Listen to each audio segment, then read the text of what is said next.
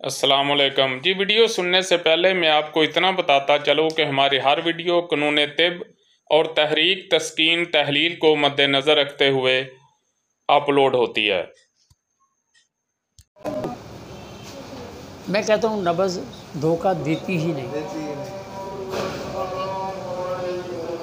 پھر نبض ہو اور پھر دھوکہ ہو۔ فی قلوبہم مرض، مرض دل میں ہے، دل میں خون ہے، دل میں اللہ نے فرمایا مرض دل میں ہے اور دل میں خون ہے۔ خون تین چیزوں کا مرکب ہے جی، سودا، صفرا اور بلغم۔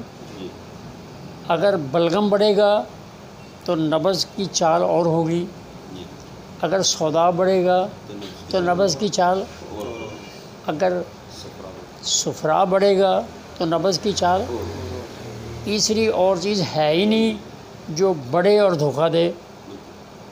پہلے آپ نے بتائی مثلا گڈی بندہ ہے تو جس کے مثال تو دیتی آلو نہیں تو 2 دن آلو کھانا ہے، اسی وہ ادھر دھوکہ نہیں دھوکہ نہیں، وہ نبض دھوکہ والی نبض نہیں، دھوکے والی بھائی، وہ اس نے ایک غلط کام کیا ہے، وہ نبض اظہار کرے گی، دھوکہ کیا دے گی؟ وہ اس کو دھوکہ دے گی، وہی نبض ہوتی ہے۔ دیکھیے میں نے پہلے کہا ہے کہ یہ آپ کی کمی ہے، دھوکہ کوئی نہیں ہے۔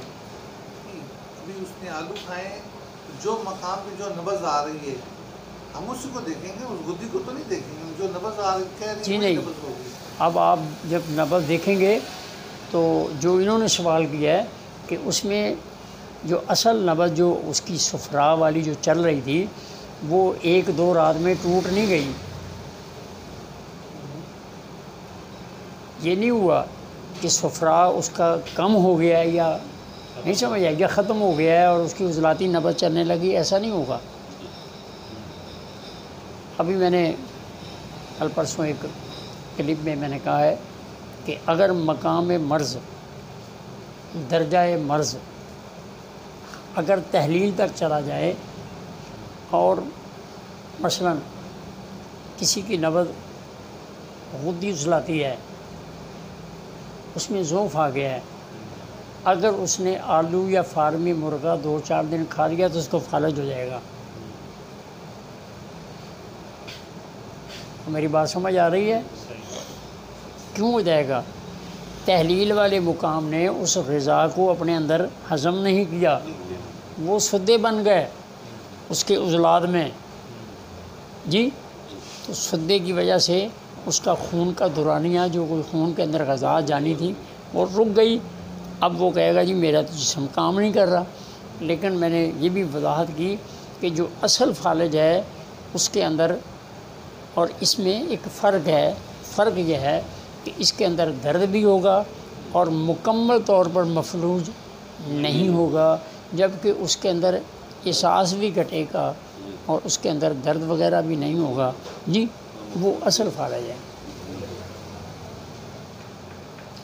اس پھر تحلیل کا علاج کرنا پڑے گا، پھر آپ نے پھر نبض کو دیکھنا ہے جی، اگر اس کی نبض غدی عضلاتی بھی ہے ہی نہیں، ٹھیک ہے، پھر تو آپ اس کو غدی عضلاتی کریں گے، اور اگر وہ فالج ہو گیا ہے فرض کریں، پھر بھی آپ اس کی نبض کو مقدم رکھیں، پھر آپ کو یعنی غدی عضلاتی نبض محسوس نہیں ہوگی۔ کیوں؟ اس لیے نہیں ہوگی کہ اس کا صفرا جم چکا ہے عضلاتی اعصابی سردی کی وجہ سے۔ جو چیز جم چکی ہے وہ اپنا اظہار کیا کرے گی؟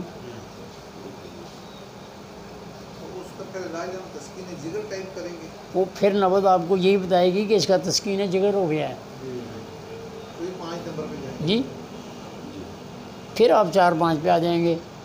پہلے آپ اس کو حرارت دیں گے، 4 نمبر نبض دیکھنی ہے نا، 4 نمبر آپ نے اس کو حرارت دینی ہے، اب وہ جو اس کے اندر جو صفرا جمع ہوا ہے وہ پگھل کر ٹکڑے ہونے شروع ہو جائے گا۔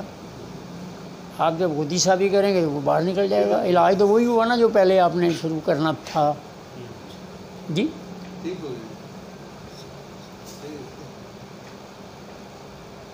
جی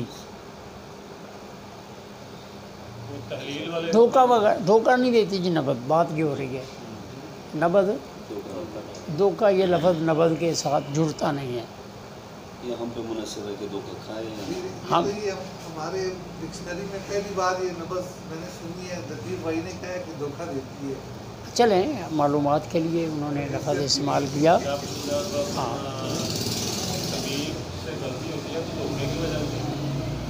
یوں کہیں گے یوں کہیں کہ طبیب کو دھوکہ ہو گیا ہے. دھوکے میں چلا نبض تو دھوکہ نہیں دیتی. نبض وہ اپنا جو اس کا سسٹم ہے، سسٹم جو ہے وہ اپنا اظہار کرے گی.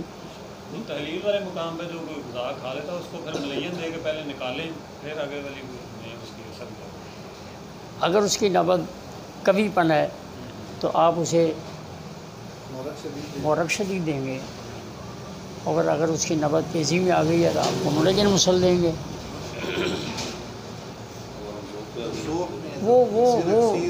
وہ قانون نہیں چھوڑنا ہم نے. وہ چھوڑے تو پھر ہم تو ہیں جی پھر پریشان ہو جائیں گے. وہ قانون یاد رکھنا ہے.